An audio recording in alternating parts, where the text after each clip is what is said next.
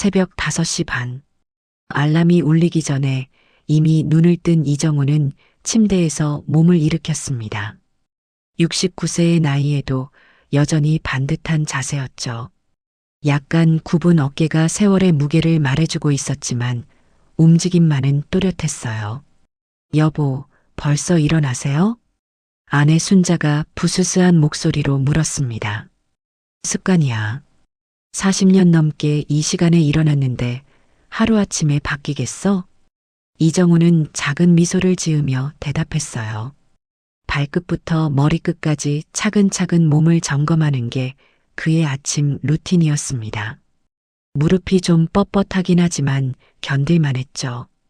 욕실에서 세수를 마친 뒤 이정우는 거울 속 자신을 바라봤어요. 희끗희끗한 머리카락, 깊어진 주름살. 하지만 눈만은 여전히 또렷했습니다. 국어 교사로 38년을 버텨낸 그 눈이었죠. 구두는 또 왜 닦아요? 어제도 닦았잖아요. 순자가 부엌에서 소리쳤습니다. 매일 닦아야 오래 신지. 학생들한테 늘 그렇게 가르쳤어. 이정우는 검은 구두에 광택이 날 때까지 정성스럽게 솔질했어요. 작은 습관 하나하나가 그를 지탱해주는 힘이었거든요. 당신, 이제 그만 쉬어도 되는데 왜 굳이 이래요? 연금도 나오는데. 순자가 계란 후라이를 접시에 담으며 물었습니다. 조용히 책 냄새 맡고 사는 게 좋잖아. 집에만 있으면 답답해 죽겠어. 이정우는 소박한 아침을 먹으며 창밖을 내다봤어요. 겨울 새벽 공기가 차가웠지만 마음만은 따뜻했습니다. 도서관에서 보내는 하루하루가 그에게는 소중한 시간이었거든요. 무릎은 어때요? 어제 계단 오르내릴 때 힘들어 하시던데. 괜찮다. 약 먹으면 금방 나아져. 하지만 정말 괜찮을까요? 이정우는 약병을 꺼내 알약 2개를 입에 넣었습니다. 관절염 때문에 처방받은 약이었어요. 나이가 들수록 몸 곳곳이 신호를 보내고 있었죠. 집을 나서는 이정우의 뒷모습을 보며 순자는 작은 한숨을 내쉬었어요. 남편이 얼마나 이를 사랑하는지 누구보다 잘 알고 있었거든요. 지하철 안에서 이정우는 오늘도 변함없는 출근길을 맞이했습니다. 젊은 직장인들 사이에서 혼자 신문을 읽는 모습이 조금 외로워 보이기도 했어요. 하지만 그의 표정은 평온했습니다. 시립도서관 앞에 도착한 이정우는 건물을 올려다봤어요. 5층짜리 현대식 건물이었지만 그에게는 또 다른 학교 같은 곳이었죠. 문을 열고 들어서는 순간부터 그는 완전히 다른 사람이 되었습니다. 안녕하세요, 이사서님. 경비원 김 씨가 반갑게 인사했어요. 오늘도 일찍 오셨네요. 몸은 좀 어떠세요? 덕분에 잘 지내고 있습니다. 이정우는 정중하게 인사를 받으며 직원 출입구로 향했어요. 오늘도 책들이 그를 기다리고 있을 테니까요. 다음 날 아침 도서관은 평소와 달랐습니다. 정우가 출근하자마자 이상함을 느꼈죠. 주차장에 낯선 차들이 여러 대 서 있었어요. 검은색 세단들이었습니다. 번호판도 평범하지 않았죠. 무슨 일이라도 있나? 정우가 경비 아저씨에게 물었습니다. 글쎄요. 아침부터 정장 입은 사람들이 들어갔어요. 도서관 안으로 들어서자 분위기가 심상치 않았습니다. 직원들이 모두 회의실에 모여 있었죠. 평소엔 느긋하던 관장의 표정도 긴장되어 있었어요. 이사서님도 오셨군요. 어서 앉으세요. 관장이 손짓했습니다. 정우가 자리에 앉자 곧바로 설명이 시작됐죠. 긴급 소식입니다. 다음 주에 해외 정상이 우리 도서관을 방문합니다. 직원들이 웅성거렸습니다. 정우도 의외였죠. 시립도서관의 해외 정상이라니. 동유럽의 코르델라 공화국 대통령입니다. 한국 방문 일정 중에 민주화 기념 강연을 우리 도서관에서 하기로 했어요. 관장이 자료를 넘기며 설명을 이어갔습니다. 코르델라 공화국은 구공산권 국가였죠. 30년 전 민주화를 이뤘고 현 대통령 마르코 볼코프는 민주화의 상징적 인물이었습니다. 왜 하필 우리 도서관인가요? 누군가 물었습니다. 상징성 때문입니다. 지식과 자유의 공간인 도서관에서 민주화를 이야기하고 싶다고 했어요. 정우는 가만히 듣고만 있었습니다. 마르코 볼코프라는 이름이 어딘가 익숙했죠. 하지만 기억이 명확하지 않았어요. 보안팀이 내일부터 상주합니다. 모든 직원은 신원 조회를 받아야 해요. 관장의 말에 직원들이 술렁였습니다. 일주일 동안 정신없겠네요. VIP 오는 날은 도서관 폐쇄인가요? 질문들이 쏟아졌습니다. 관장이 손을 들어 정리했죠. 아닙니다. 대통령이 시민들과 함께하길 원한다고 했어요. 평소처럼 운영하되 보안 검색만 강화됩니다. 회의가 끝나고 직원들이 흩어졌습니다. 정우도 자리로 돌아가려는데 관장이 불렀어요. 이사서님. 네. 사서님은 평소처럼 하시면 됩니다. 특별한 건 필요 없어요. 젊은 직원들이 알아서 할 테니까요.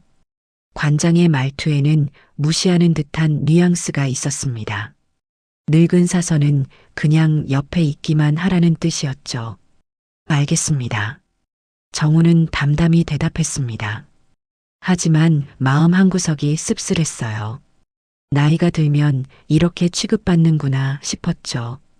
카운터로 돌아온 정우는 평소처럼 일했습니다.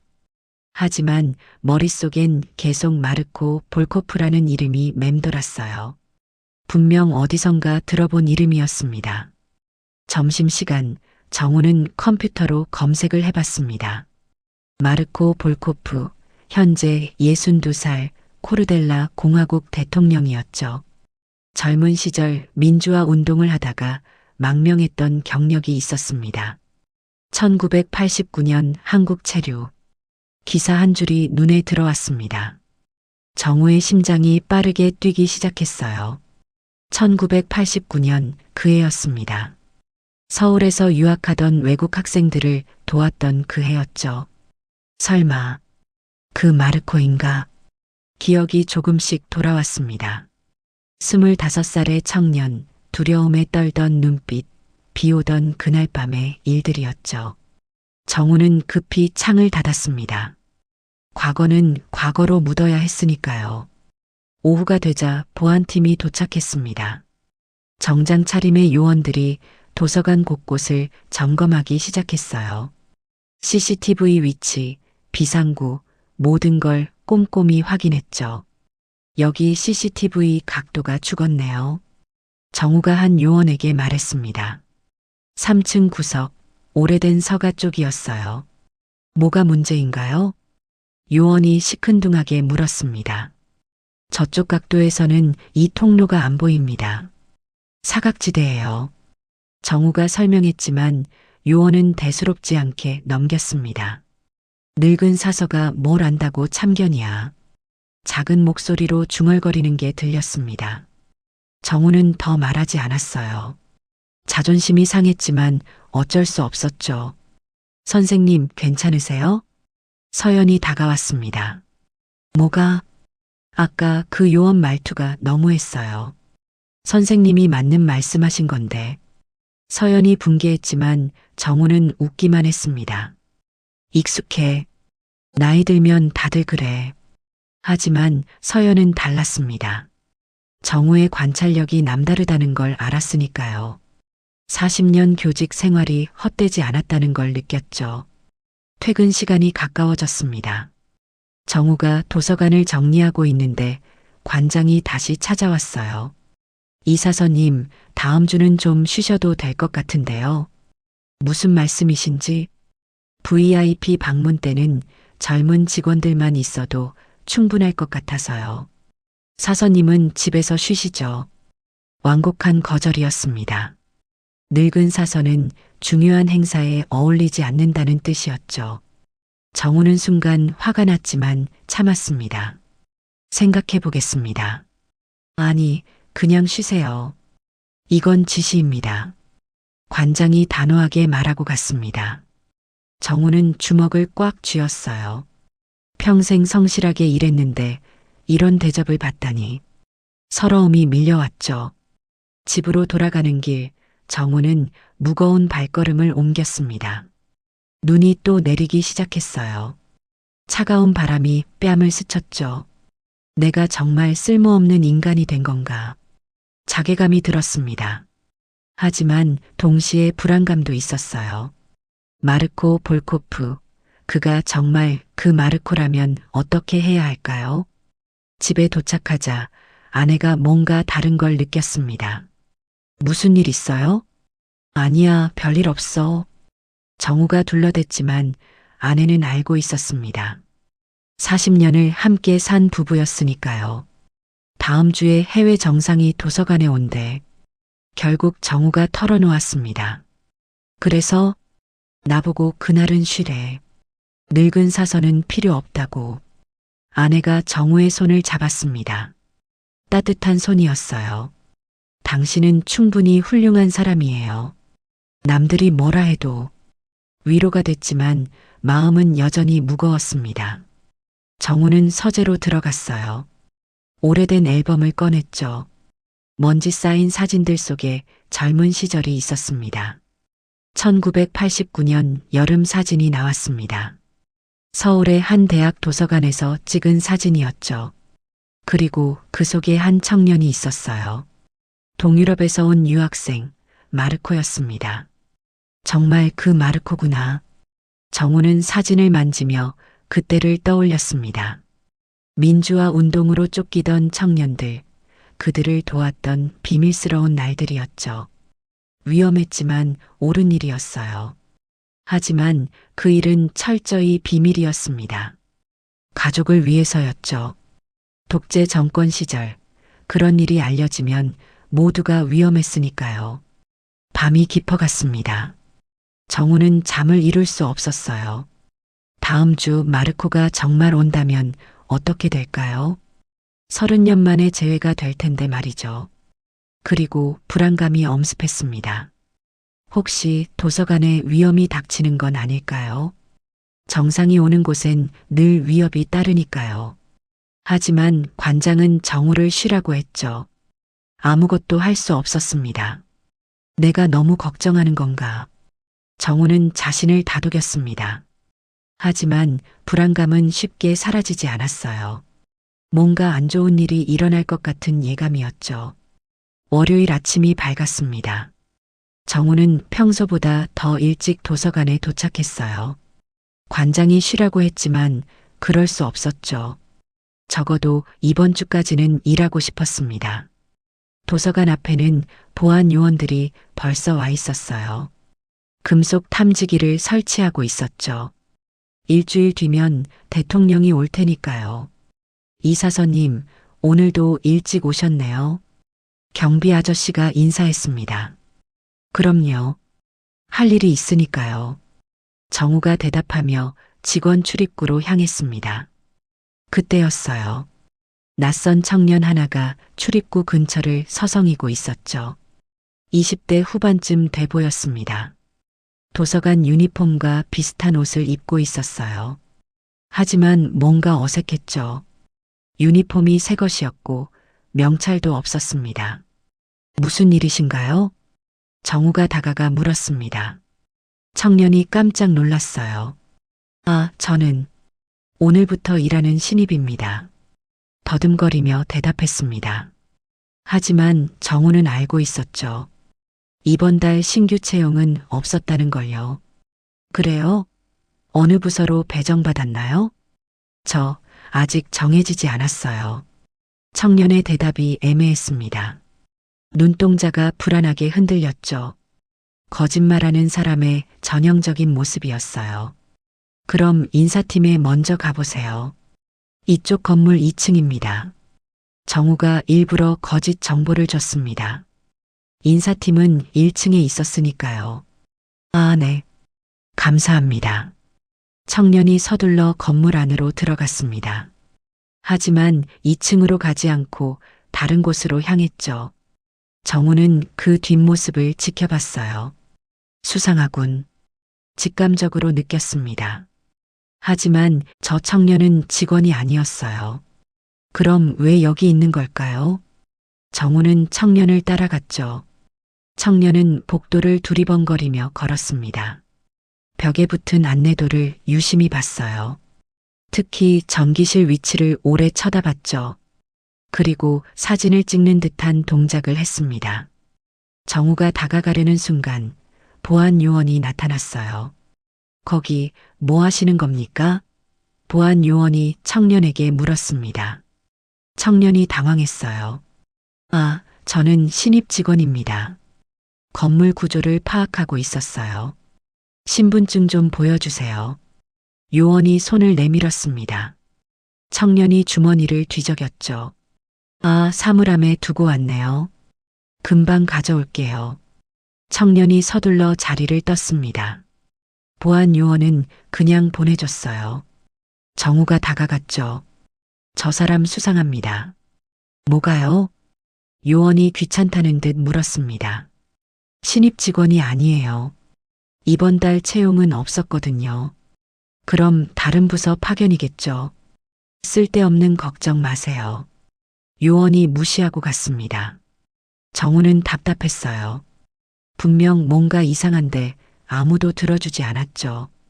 도서관이 개관하자 사람들이 들어왔습니다. 평소보다 보안 검색이 까다로워졌어요. 가방을 다 열어보고 금속 탐지기도 통과해야 했죠. 왜 이렇게 복잡해요? 다음 주에 VIP가 온대요. 시민들이 투덜거렸습니다. 정우는 카운터에서 그 모습을 지켜봤어요. 그때 또 그 청년이 보였죠. 이번엔 일반 손님처럼 도서관에 들어왔습니다. 옷도 갈아입었어요. 평범한 대학생처럼 보였죠. 배낭을 메고 있었습니다. 청년은 3층으로 올라갔어요. 정우가 아까 지적했던 CCTV 사각지대 쪽이었죠. 뭔가 더 수상했습니다. 서연 씨, 잠깐 카운터 좀 봐줄 수 있어요? 정우가 서연에게 부탁했습니다. 네, 그러세요. 어디 가세요? 잠깐 확인할 게 있어서. 정우는 3층으로 올라갔습니다. 다리가 아팠지만 참았어요. 청년을 놓치고 싶지 않았죠. 3층 구석, 오래된 향토 자료실이었습니다. 사람이 거의 오지 않는 곳이었어요. 청년이 그곳에 있었죠. 책을 읽는 척하고 있었지만 실제론 다른 걸 하고 있었습니다. 벽면을 손으로 더듬고 있었어요. 뭔가를 찾는 듯 했죠. 그리고 작은 기계를 꺼냈습니다. 벽에 대고 뭔가를 측정하는 것 같았어요. 저게 뭐지? 정우가 더 가까이 가려는 순간 청년이 돌아봤습니다. 눈이 마주쳤어요. 청년의 표정이 굳었죠. 아, 안녕하세요. 아침에 뵀던. 청년이 어색하게 웃었습니다. 여기서 뭐 하시나요? 정우가 직접적으로 물었습니다. 책 좀 찾고 있었어요. 향토 역사에 관심이 있어서. 거짓말이었습니다. 청년이 들고 있던 책은 거꾸로 되어 있었으니까요. 정우가 그걸 지적하려는 순간 청년이 황급히 자리를 떴어요. 갑자기 급한 일이 생각나서. 실례합니다. 청년이 서둘러 계단으로 내려갔습니다. 정우는 청년이 있던 자리를 살펴봤어요. 벽에 작은 자국이 있었죠. 뭔가를 붙였다 뗀 흔적 같았습니다. 정우는 불안감을 느꼈어요. 저 청년은 분명 무언가를 계획하고 있었죠. 대통령 방문과 관련이 있을지도 몰랐습니다. 1층으로 내려온 정우는 보안팀을 찾았어요. 아까 그 수상한 사람을 또 봤습니다. 또 그 얘기예요? 팀장이 짜증스럽게 말했습니다. 3층에서 벽을 조사하고 있었어요. 뭔가 기계로 측정하는 것 같았습니다. 노인 치매 아니에요? 왜 자꾸 이상한 소리를 해요? 팀장의 말에 정우는 할 말을 잃었습니다. 분노가 치밀어 올랐지만 참았어요. 제가 직접 봤습니다. 무시하지 마세요. 알았어요, 알았어. 확인해 볼게요. 팀장이 건성으로 대답했습니다. 하지만 확인할 생각이 없다는 걸 정우도 알았죠. 점심시간이 되자 서연이 다가왔어요. 선생님, 아까부터 표정이 안 좋으세요. 별일 아니야. 무슨 일 있으세요? 저한테는 말씀해 주세요. 서연의 진심 어린 눈빛에 정우는 결국 이야기했습니다. 수상한 청년, 보안팀의 무시, 모든 걸 털어놨죠. 정말요? 그럼 큰일인데. 서연이 걱정했습니다. 나도 불안해. 하지만 아무도 내 말을 안 들어. 제가 다시 가서 말해볼게요. 서연이 일어서려 했지만 정우가 막았습니다. 소용없어. 늙은이 말은 아무도 안 믿으니까. 씁쓸한 현실이었습니다. 나이가 들면 이렇게 되는구나. 다시 한번 느꼈죠. 오후가 되자 정우는 직접 순찰을 돌았어요. 도서관 구석구석을 확인했죠. 비상구, 전기실, 기계실 모든 곳을 살폈습니다. 전기실 문 앞에 섰을 때였어요. 문 손잡이에 뭔가 묻어 있었죠. 하얀 가루 같은 거였습니다. 정우가 손수건으로 닦아봤어요. 섞고 가루처럼 보였죠.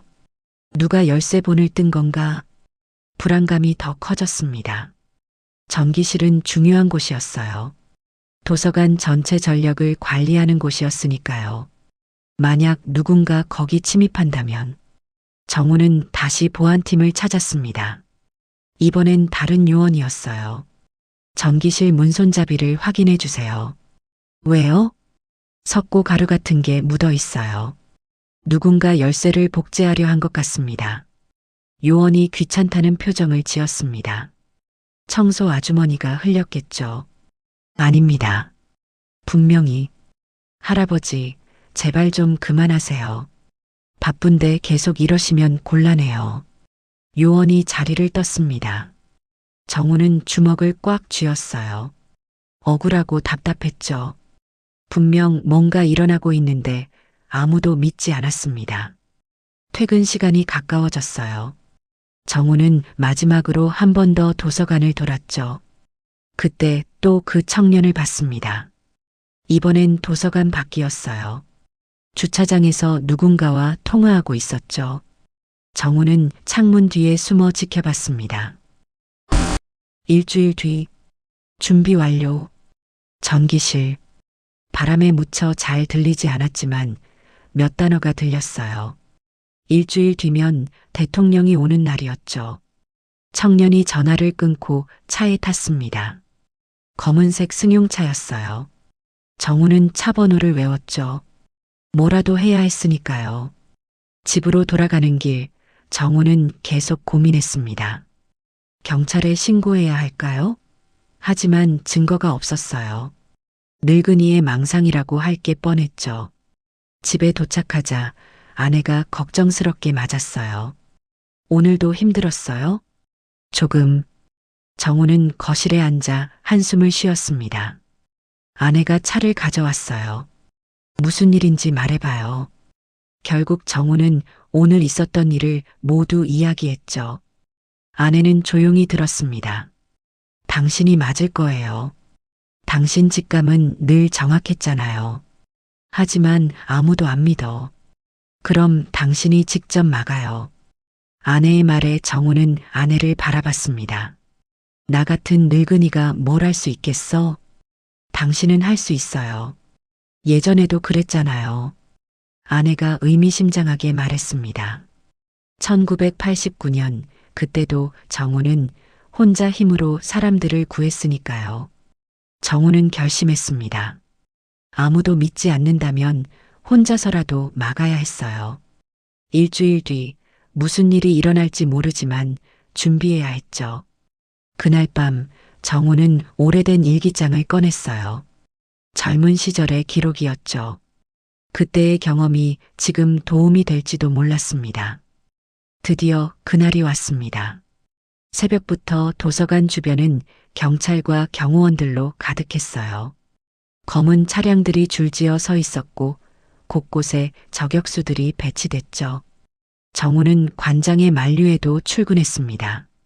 이사서님, 오늘은 정말 집에 계셔야 하는데. 관장이 난감한 표정을 지었습니다. 도서관 직원인데 어떻게 빠지겠습니까? 조용히 제자리만 지킬게요. 정우의 고집을 꺾을 수 없었죠.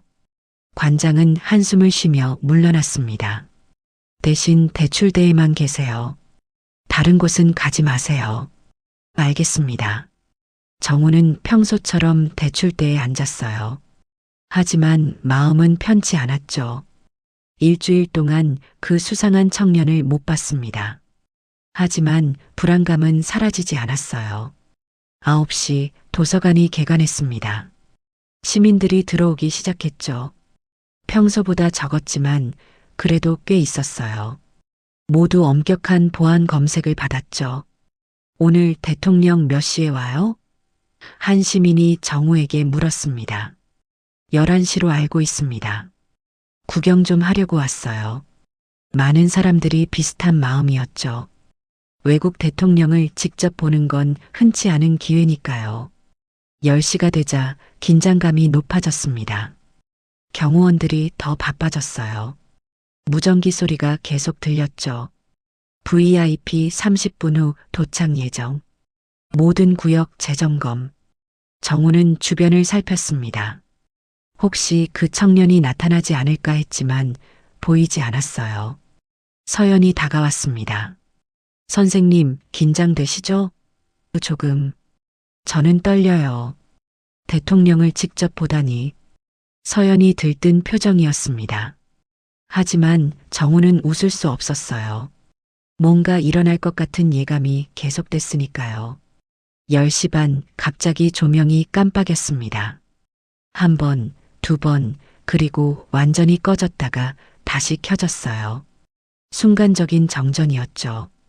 뭐야? 전기가 왜 이래? 사람들이 웅성거렸습니다. 경호원들도 당황했어요. 무전기로 상황을 확인했죠. 전기실 확인 바람. 이상 없음. 순간적인 과부하인 듯.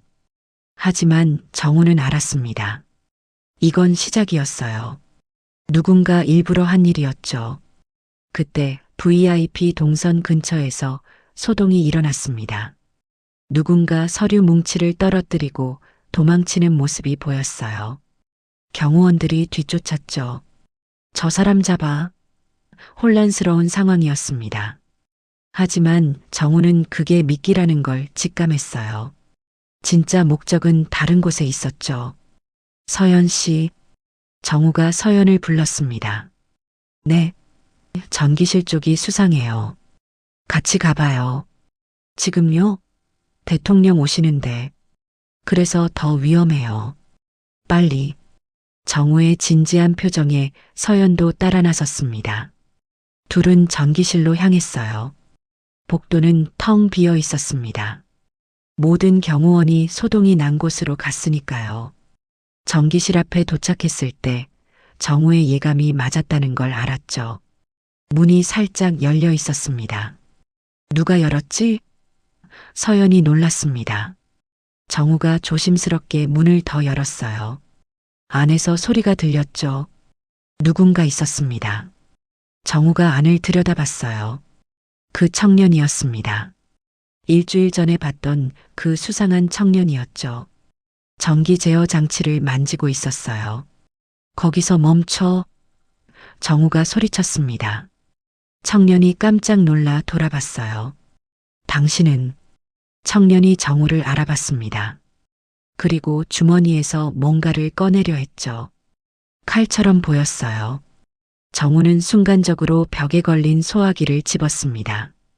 그리고 청년에게 분사했죠. 으악! 청년이 비명을 지르며 뒤로 물러났습니다. 하얀 가루가 사방에 퍼졌어요. 청년은 앞을 보지 못하고 비틀거렸죠. 정우가 다가가 청년을 밀쳤습니다. 청년이 바닥에 쓰러졌어요. 그 순간 칼이 손에서 떨어졌죠. 서연 씨, 경호원들 불러요. 정우가 외쳤습니다. 서연이 황급히 뛰어나갔어요. 청년이 일어나려 했습니다. 정우가 다시 소화기를 들었죠. 움직이지 마. 또 뿌릴 거야. 청년이 포기한 듯 주저앉았습니다. 곧 경호원들이 뛰어들어왔어요. 무슨 일입니까? 이 사람이 전기장치를 조작하고 있었어요. 정우가 설명했습니다. 경호원들이 청년을 제압했죠. 수갑을 채우고 끌고 나갔어요. 팀장이 정우를 바라봤습니다. 일주일 전 정우의 말을 무시했던 그 팀장이었죠. 죄송합니다. 제가 잘못 판단했네요. 괜찮습니다. 막았으니 됐어요. 정우가 담담히 말했습니다. 청년의 가방을 열어보니 충격적인 것들이 있었어요. VIP 동선이 그려진 지도, 전자교란 장치, 그리고 폭발물이었죠. 테러를 계획했군요. 팀장이 심각한 표정을 지었습니다. 대통령이 오는 순간 정전을 일으켜 혼란을 만들고 그 틈에 끔찍한 계획이었습니다. 정우가 막지 않았다면 큰일 날 뻔했죠. 11시가 가까워 왔습니다. 대통령이 곧 도착한다는 연락이 왔어요. 하지만 행사는 예정대로 진행됐죠. 테러범은 잡혔고 위험은 제거됐으니까요. 정우는 다시 대출대로 돌아왔습니다. 서연이 감탄하는 눈빛으로 바라봤어요. 선생님, 정말 대단하세요. 어떻게 하셨어요? 그냥 느낌이었어. 정우가 겸손하게 말했습니다. 느낌이 아니에요. 선생님의 관찰력과 경험이죠. 서연의 말이 맞았습니다. 40년 교직 생활이 헛되지 않았어요. 학생들을 관찰하고 이해했던 그 경험이 오늘 도움이 됐죠. 곧 도서관 입구가 소란스러워졌습니다. 대통령이 도착한 거였어요. 검은 차량에서 한 남자가 내렸죠. 마르코 볼코프 대통령이었습니다. 62살이었지만 여전히 당당했어요. 회색 머리, 날카로운 눈빛, 카리스마가 있었죠. 경호원들에 둘러싸여 도서관으로 들어왔습니다. 정우는 먼 곳에서 그를 바라봤어요. 30년 만이었죠. 그때의 청년은 이제 한 나라의 대통령이 되어 있었습니다. 관장과 직원들이 대통령을 맞이했어요. 인사를 나누고 도서관을 안내했죠. 정우는 그 모습을 조용히 지켜봤습니다. 그때였어요. 대통령의 시선이 정우에게 향했습니다. 순간 걸음을 멈췄죠. 눈이 크게 떠졌어요. 뭔가를 알아본 듯한 표정이었습니다. 대통령이 정우 쪽으로 걸어왔어요.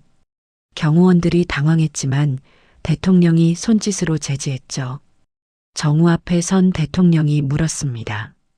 당신, 혹시 정우 선생님 아닙니까? 대통령의 질문에 도서관이 순간 조용해졌습니다. 정우는 대통령을 바라봤어요. 30년의 세월이 흘렀지만 그 눈빛은 여전했죠. 두려움에 떨던 젊은 청년의 눈빛이 아직 남아 있었습니다. 마르코, 군요. 정우가 나직이 말했습니다. 대통령의 눈시울이 붉어졌어요. 정말 선생님이 맞으시군요. 30년 만입니다. 대통령이 다가와 정우의 손을 잡았습니다. 떨리는 손이었죠. 주변 사람들이 놀란 표정으로 바라봤어요. 두 분이 아시는 사이신가요? 관장이 조심스럽게 물었습니다. 대통령이 고개를 끄덕였죠. 이분은 제 생명의 은인이십니다. 충격적인 말이었습니다. 평범한 도서관 사서가 대통령의 은인이라니요. 1989년이었습니다. 제가 한국에서 유학하던 시절이었죠. 대통령이 이야기를 시작했습니다. 모두가 숨을 죽이고 들었어요. 고국에서 민주화 운동을 했다는 이유로 저는 쫓기고 있었습니다. 독재 정권이 저를 체포하려고 한국까지 사람을 보냈죠. 정우는 조용히 듣고 있었습니다. 그때의 기억이 생생했으니까요. 비 오던 밤이었어요. 저는 갈 곳이 없었습니다. 그때 이 선생님을 만났죠. 대통령이 정우를 바라보며 계속했습니다. 선생님은 저를 자신의 집에 숨겨주셨어요. 그리고 안전한 루트로 출국을 도와주셨죠. 그 도움이 없었다면 저는 지금 여기 없을 겁니다. 사람들이 정우를 새로운 눈으로 바라봤어요. 특히 관장은 믿을 수 없다는 표정이었죠. 이사서님이 그런 분이셨다니. 서연은 감동한 듯 눈물을 글썽였습니다. 선생님, 왜 한 번도 연락을 안 주셨습니까? 찾아뵙고 싶었는데요. 대통령이 물었습니다. 정우가 조용히 답했어요. 과거는 과거일 뿐입니다. 당신이 잘 되신 걸로 충분해요. 겸손한 대답이었지만 진심이 담겨 있었죠. 그때 경호팀장이 다가왔습니다. 각하, 아까 테러 시도가 있었습니다만. 뭐라고요? 대통령이 놀랐습니다. 팀장이 상황을 설명했어요. 전기실 침입, 테러범 체포, 그리고 그것을 막은 사람이 바로 정우였다는 사실까지요. 대통령이 다시 정우를 바라봤습니다. 이번엔 경외감이 섞인 눈빛이었죠. 선생님이 또 저를 구하신 겁니까? 우연일 뿐입니다. 정우가 말했지만 아무도 우연이라고 생각하지 않았어요. 이건 운명입니다. 30년 전에도 오늘도 선생님이 계셨군요. 대통령이 감격했습니다. 강연 시간이 가까워졌어요. 하지만 대통령은 정우 곁을 떠나지 않았죠. 선생님도 강연장에 같이 가시죠. 제 옆에 앉아주세요. 아니에요. 전 여기서 부탁입니다. 오늘은 특별한 날이니까요. 대통령의 간곡한 부탁에 정우는 따라갈 수밖에 없었습니다. 강연장은 사람들로 가득했어요. 기자들도 많이 왔죠. 대통령이 연단에 올랐습니다. 오늘 저는 민주화에 대해 이야기하려 왔습니다. 하지만 그 전에 한 분을 소개하고 싶습니다. 대통령이 정우를 가리켰어요. 이정우 선생님입니다. 30년 전 한국의 평범한 교사였던 이분이 저를 구해주셨습니다. 청중이 놀라며 웅성거렸어요. 카메라가 정우를 향했죠. 민주화는 영웅만 만드는 게 아닙니다. 이름 없는 수많은 사람들의 용기가 모여 이뤄지는 거죠. 정우 선생님처럼요. 대통령의 말에 박수가 터져 나왔습니다. 정우는 당황했어요. 이런 주목을 받고 싶지 않았는데 말이죠. 강연이 시작됐습니다. 대통령은 자신의 경험을 이야기했어요. 독재에 맞선 투쟁, 망명생활, 그리고 민주화의 과정이었죠. 가장 어려웠던 순간은 1989년 서울에서였습니다. 고국 정권이 저를 잡으려고 혈안이 되어 있었죠. 대통령이 그때를 회상했습니다. 비 오는 밤, 저는 뒷골목을 헤매고 있었어요. 그때 한 사람이 우산을 씌워줬습니다. 정우 선생님이었죠. 정우도 그날을 기억했어요. 25살의 청년이 비를 맞으며 떨고 있었죠. 외국인이었지만 도와주지 않을 수 없었습니다. 선생님은 묻지 않았어요. 왜 쫓기는지, 누구인지. 그냥 도와주셨죠. 대통령의 목소리가 떨렸습니다. 이틀 동안 선생님 집에 숨어 있었어요. 선생님의 아내분도 저를 따뜻하게 대해주셨죠. 마치 가족처럼요. 정우는 아내를 떠올렸습니다. 그때 아내는 임신 중이었어요. 위험한 일인 줄 알면서도 반대하지 않았죠. 오히려 따뜻한 밥을 해주며 청년을 위로했습니다. 선생님은 지하 활동가들과 연결해 주셨어요. 안전한 루트로 일본을 거쳐 유럽으로 갈 수 있게 해주셨죠. 그 일은 극비였습니다. 당시 한국도 완전한 민주화가 이뤄지지 않았으니까요. 외국 활동가를 돕는 건 위험한 일이었죠. 그 후로 저는 선생님을 찾고 싶었어요. 하지만 선생님의 안전을 위해 참았죠. 언젠가 만날 날이 올 거라 믿었습니다. 대통령이 정우를 바라봤어요. 그리고 오늘 30년 만에 다시 만났습니다. 그것도 선생님이 또 저를 구해주신 날에요. 청중들이 감동했습니다. 박수가 이어졌죠. 정우는 고개를 숙였어요. 부담스러웠지만 피할 수 없었습니다. 강연이 끝나고 대통령이 정우에게 다가왔어요. 선생님, 저녁 같이 하시죠. 할 이야기가 많습니다. 전 괜찮습니다. 바쁘실 텐데요. 오늘만큼은 다른 일정보다 선생님이 우선입니다. 대통령의 고집을 꺾을 수 없었어요. 도서관 직원들이 정우를 다른 눈으로 봤습니다. 특히 관장은 미안한 표정이었죠. 이사서님, 제가 그동안 무례했네요. 몰라봬서 죄송합니다. 괜찮습니다. 저도 말하지 않았으니까요. 정우가 담담히 답했습니다. 서연이 다가왔어요. 선생님, 정말 멋지세요. 영화 같은 이야기예요. 별거 아니야. 그때는 그냥 해야 할 일을 했을 뿐이지. 정우의 겸손함에 서연은 더 존경스러웠습니다. 저녁 시간, 정우는 대통령과 조용한 레스토랑에서 만났어요. 경호원들이 주변을 지켰지만 둘만의 시간을 가질 수 있었죠. 선생님, 가족은 어떠신가요? 아내와 아들 하나, 딸 하나 있어요. 다 장성해서 제 길을 가고 있죠. 부인께서 그때 임신 중이셨죠? 대통령이 기억하고 있었습니다. 네, 처사이였어요. 지금은 의사가 됐죠. 선생님 같은 분의 자녀니 훌륭하게 자랐겠네요. 둘은 와인을 마시며 옛 이야기를 나눴어요.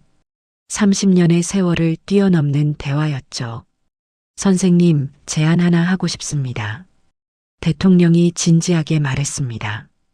우리 정부의 자문위원이 되어주시면 안 될까요? 민주화와 인권에 대한 조언을 해주셨으면 합니다. 뜻밖의 제안이었어요. 정우는 놀랐죠. 전 그럴 자격이, 선생님만큼 자격 있는 분이 어디 있겠습니까? 행동으로 민주주의를 실천하신 분인데요. 정우는 고민했습니다. 평범한 은퇴교사이자 사서인 자신이 그런 일을 할 수 있을까요?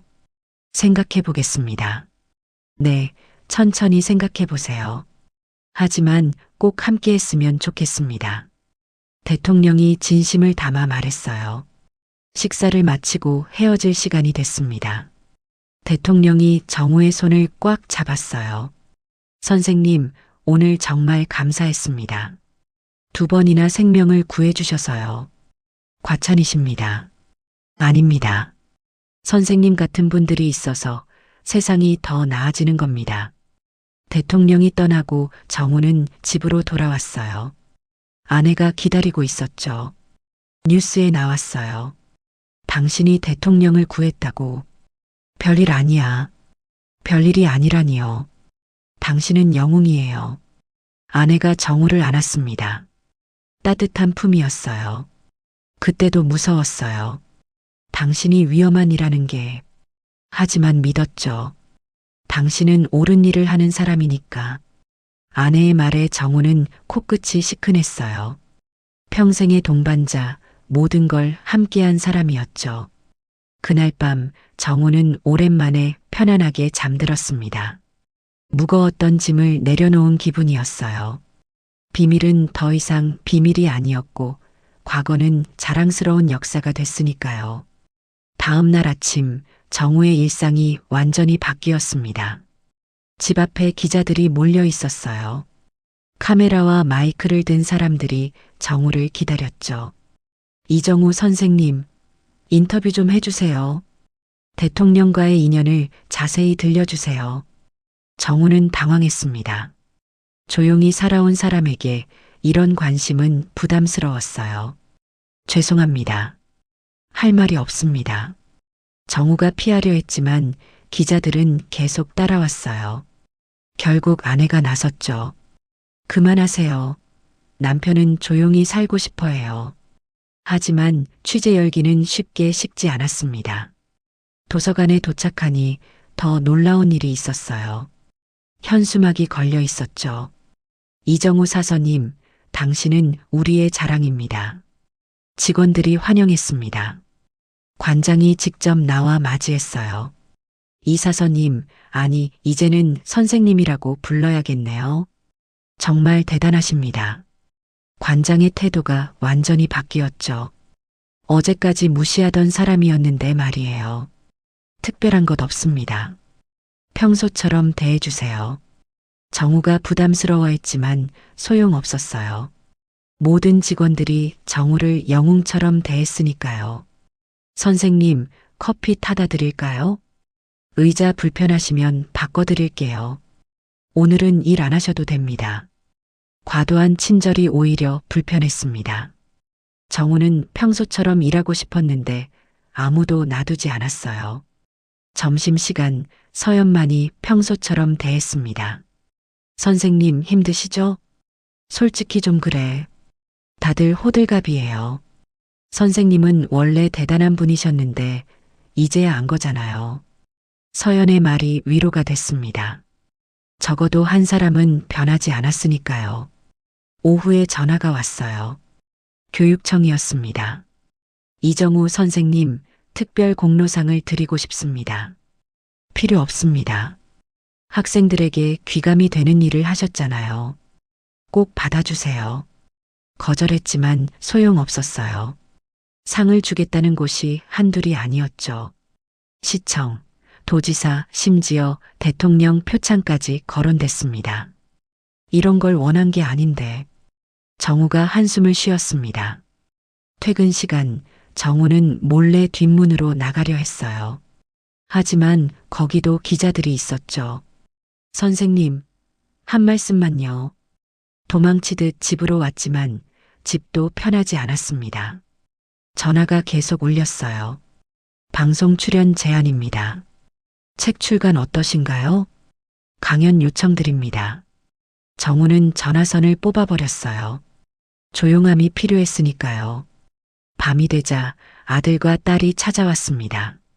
아빠 뉴스 봤어요. 정말 자랑스러워요.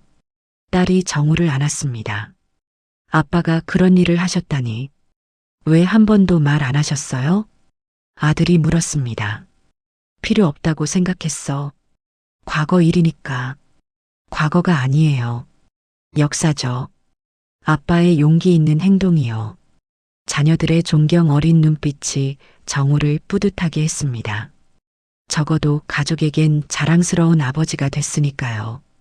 다음 날 코르델라 대사관에서 연락이 왔어요.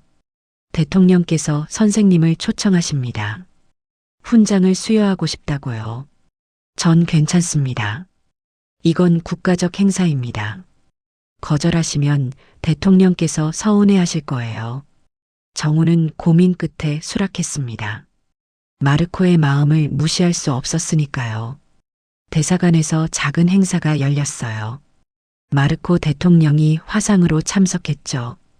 정우 선생님께 코르델라 공화국 최고 등급 훈장을 수여합니다. 훈장을 받는 순간 정우는 묘한 기분이 들었어요. 평범한 교사였던 자신이 이런 날을 맞이하다니요. 선생님, 제 제안 생각해 보셨나요? 마르코가 물었습니다. 아직? 시간 더 드릴게요. 하지만 꼭 함께 했으면 좋겠습니다. 행사가 끝나고 정우는 도서관으로 돌아왔어요. 그런데 또 다른 소동이 일어났죠.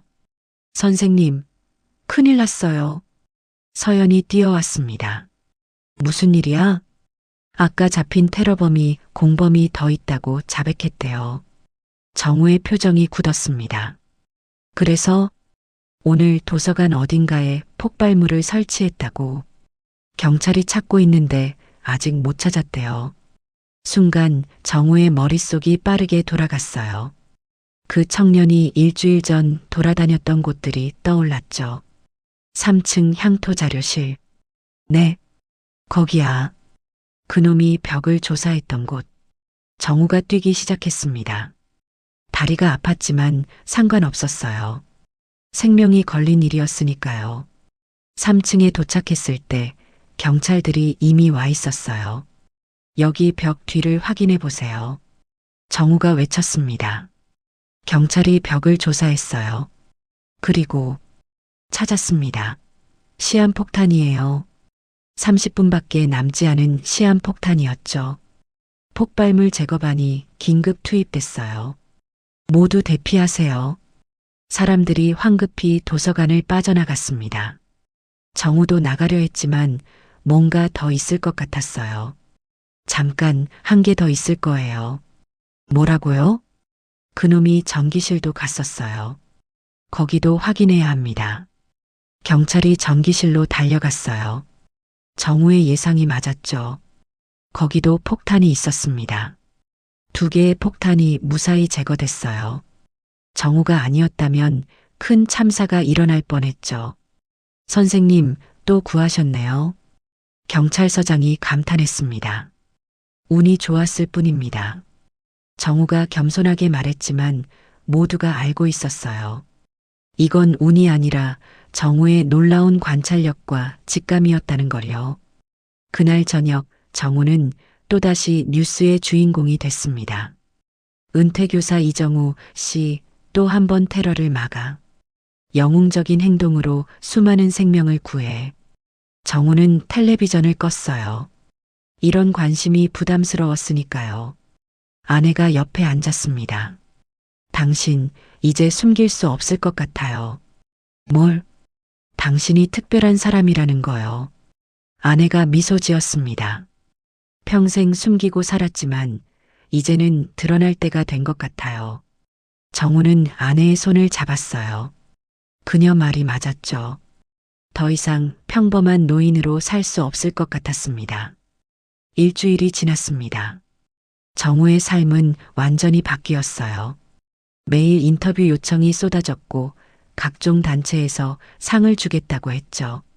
하지만 정우는 모두 거절했습니다. 그러던 어느 날 특별한 손님이 찾아왔어요. 안녕하세요, 이정우 선생님. 50대 중년 여성이었습니다. 어딘가 낯익은 얼굴이었어요. 저를 기억 못 하시겠죠? 1987년 선생님 제자였던 김수진입니다. 정우가 놀랐습니다. 30년도 더 된 제자였으니까요. 수진이? 정말 내가 맞니? 네, 선생님. 오랜만에 뵙습니다. 수진은 이제 대학 교수가 되어 있었어요. 역사학을 가르친다고 했죠. 선생님, 사실 오늘은 부탁이 있어서 왔어요. 무슨? 선생님의 이야기를 기록하고 싶어요. 1980년대 민주화 운동 당시 숨은 영웅들의 이야기를 연구하고 있거든요. 정우가 난감한 표정을 지었습니다. 난 영웅이 아니야. 그냥. 선생님, 이제는 말씀해 주세요. 역사는 기록되어야 합니다. 수진의 진지한 눈빛에 정우는 고민에 빠졌어요. 그때 또 다른 방문객이 왔습니다. 80대 노인이었죠. 정우 씨? 박 교수님? 정우의 대학 시절 은사였습니다. 박 교수도 그때 민주화 운동에 참여했던 분이었죠. 자네 소식 들었네. 마르코를 구했다면서? 우연이었습니다. 우연? 자네가 얼마나 많은 사람을 도왔는지 내가 다 아는데. 박 교수의 말에 수진이 놀랐어요. 선생님이 다른 사람들도 도우셨어요? 박 교수가 웃었습니다. 1985년부터 1990년까지 정우 씨는 수십 명의 민주화 운동가를 도왔지. 한국인뿐 아니라 외국인들도. 정우가 만류했지만 박 교수는 계속했어요. 필리핀에서 온 학생 기억나나? 마르코스 정권에 쫓기던. 그건 대만에서 온 활동가도 있었지. 계엄령 시절이었어. 하나씩 이름이 나올 때마다 정우의 과거가 드러났습니다. 선생님, 정말이에요? 수진이 감탄했습니다. 그때는 모두가 그랬어. 특별한 일이 아니야. 정우가 변명했지만 박 교수가 고개를 저었어요. 아니야. 자네처럼 위험을 무릅쓴 사람은 드물었어. 가족이 있었는데도 말이야. 그때 전화가 울렸습니다. 도서관이었어요. 선생님, 지금 외국에서 손님들이 오셨어요. 선생님을 찾으시는데. 정우가 도서관에 도착했을 때 놀라운 광경이 펼쳐졌습니다. 10명 남짓한 외국인들이 있었어요. 다양한 나라에서 온 사람들이었죠. 정우 선생님, 한 남자가 다가왔습니다. 60대 중반이었어요. 저 기억하시나요? 1988년 필리핀에서 왔던 호세입니다. 정우가 놀랐어요. 정말 호세였습니다. 23세 청년이었던 그가 이제는 백발이 성성한 노인이 됐죠. 호세? 정말 내가 맞아? 네, 선생님. 30년 만입니다. 호세가 정우를 껴안았어요. 눈물이 흘렀죠. 선생님 덕분에 살았습니다. 지금은 필리핀 인권위원회 위원장이에요. 다른 사람들도 자기소개를 했습니다. 대만에서 온 린입니다. 지금은 국회의원이에요. 태국에서 왔어요. 현재 대법관입니다. 미얀마 민주화 운동 지도자입니다. 모두가 정우의 도움을 받았던 사람들이었어요. 그들은 각자의 나라에서 중요한 인물이 되어 있었죠. 마르코 대통령 소식을 듣고 모였어요. 선생님께 감사 인사를 드리려고요. 정우는 말을 잃었습니다. 이렇게 많은 사람이 찾아올 줄은 몰랐으니까요. 관장이 놀란 표정으로 다가왔어요. 이사서님, 아니 선생님. 도대체 어떤 분이신 겁니까? 서연도 감동한 듯 눈물을 글썽였죠. 선생님, 너무 대단하세요. 언론이 또 몰려들었습니다. 이번엔 국제 언론까지 왔어요. 아시아 민주화의 숨은 영웅 슈바이처보다 위대한 한국의 교사 각종 수식어가 붙었습니다. 정우는 부담스러웠지만 이제는 피할 수 없었어요. 저녁 모두가 한자리에 모였습니다. 정우가 도왔던 사람들, 그리고 그들과 함께 싸웠던 한국 활동가들까지요. 선생님, 이제 진실을 말할 때입니다. 호세가 말했어요. 선생님은 단순히 우리를 숨겨준 게 아니었어요. 조직적인 네트워크를 만들어서 안전한 탈출로를 제공했죠. 린이 덧붙였습니다. 지하 인쇄소, 안전 가옥, 위조 여권까지. 선생님은 완벽한 시스템을 갖추고 있었어요. 정우가 당황했어요. 그건 혼자 한 게 아니야. 많은 사람들이 함께. 하지만 중심은 선생님이었죠. 박 교수가 말했습니다. 자네가 얼마나 위험한 일을 했는지 알아? 그때 발각됐다면. 정우는 그때를 떠올렸어요. 정말 위험했죠. 하지만 해야 할 일이었습니다. 독재에 맞서 싸우는 사람들을 도와야 했으니까요. 왜 그렇게까지 하셨어요? 수진이 물었습니다. 정우가 천천히 입을 열었어요. 내가 교사였으니까. 학생들에게 정의를 가르치면서 정작 불의 앞에서 침묵할 수는 없었어. 모두가 조용히 들었습니다. 그리고 아버지 때문이기도 했지. 정우가 처음으로 아버지 이야기를 꺼냈어요. 아버지는 일제강점기 독립운동을 하셨어. 고문으로 평생 고생하시다가 일찍 돌아가셨지. 돌아가시면서 하신 말씀이 있어. 정우의 눈가가 젖었습니다. 불의를 보고 침묵하는 건 공범이라고. 힘이 있을 때 약한 사람을 도우라고. 그 말이 평생 정우를 이끌었던 신념이었어요. 밤이 깊어갔지만 이야기는 계속됐습니다. 30년 전의 기억들이 하나둘 살아났죠. 선생님 집 지하실 기억나요? 거기서 일주일 숨어 있었죠. 선생님 부인이 해주신 김치찌개 평생 잊을 수 없어요. 새벽에 선생님이 직접 운전해서 부산까지 데려다 주셨죠. 하나하나가 목숨을 건 모험이었습니다. 하지만 정우는 단 한 번도 주저하지 않았어요. 제시도 이계속 편집 선생님, 한 가지 묻고 싶어요. 호세가 진지하게 말했습니다. 무서우시지 않았어요?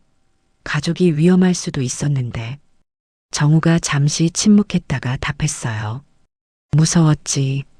매일 밤 악몽을 꿨어. 가족이 잡혀가는 꿈을. 모두가 숙연해졌습니다. 하지만 더 무서운 건 아무것도 하지 않는 거였어. 내 아이들이 커서 물어볼 때 아빠는 그때 뭘 했냐고. 그때 떳떳하게 대답하고 싶었지. 아내가 정우의 손을 잡았어요. 저도 무서웠어요. 하지만 남편을 믿었죠. 옳은 일을 하는 사람이니까. 수진이 녹음기를 켰습니다. 선생님, 이 모든 이야기를 기록으로 남기고 싶어요. 후세에 전해야 할 역사예요. 정우가 망설였지만 모두의 설득에 결국 동의했어요. 다음 날 청와대에서 연락이 왔습니다. 대통령께서 직접 만나고 싶어 하십니다. 한국 대통령이 정우를 초청한 거였어요.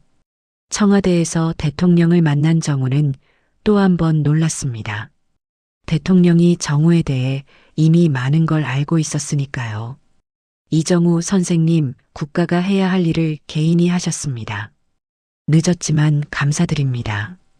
대통령이 고개를 숙였어요. 그리고 제안이 있습니다. 국가인권위원회 위원장을 맡아주시면 어떨까요?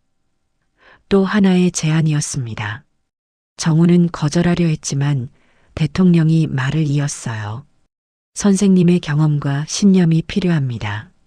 더 나은 대한민국을 만드는데 힘을 보태주세요. 집으로 돌아온 정우는 깊은 고민에 빠졌어요.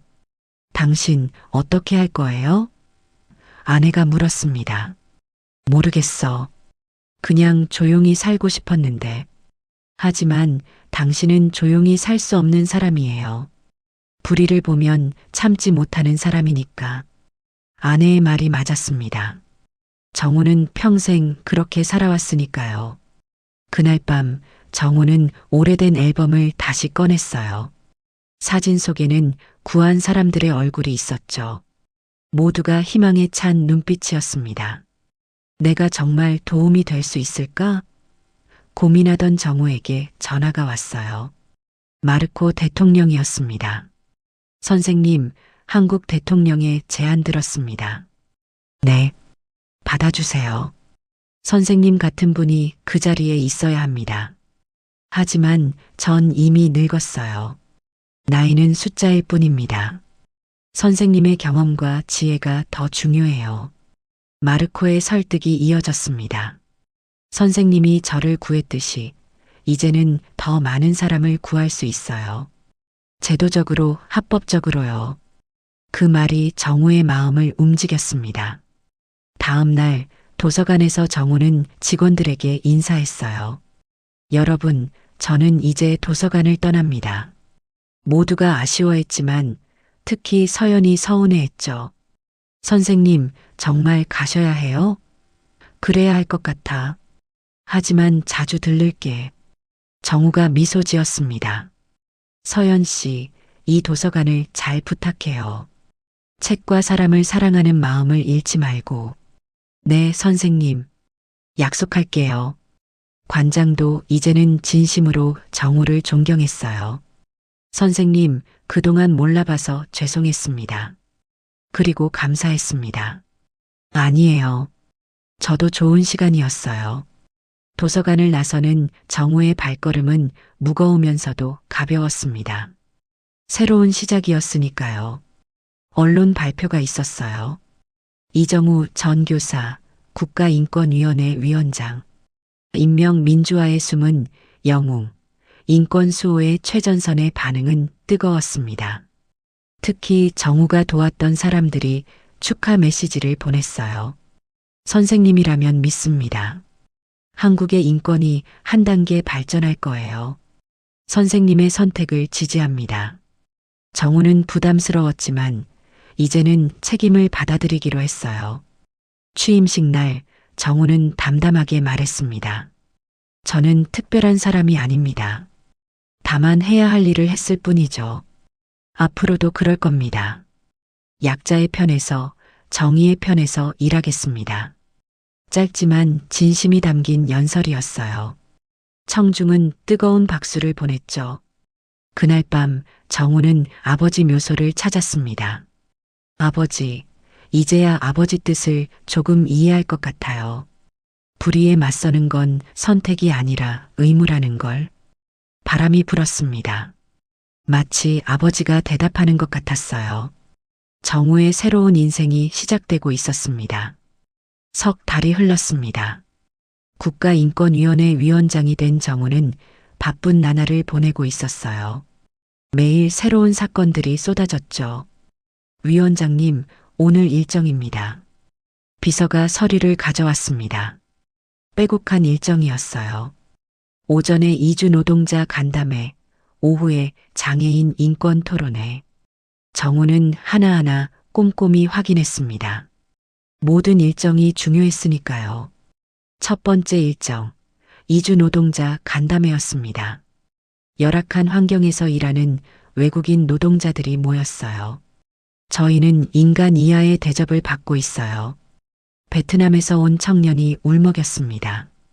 월급도 제때 못 받고 숙소는 컨테이너예요. 정우는 진지하게 들었어요. 30년 전 자신이 도왔던 외국인들이 떠올랐죠. 반드시 개선하겠습니다.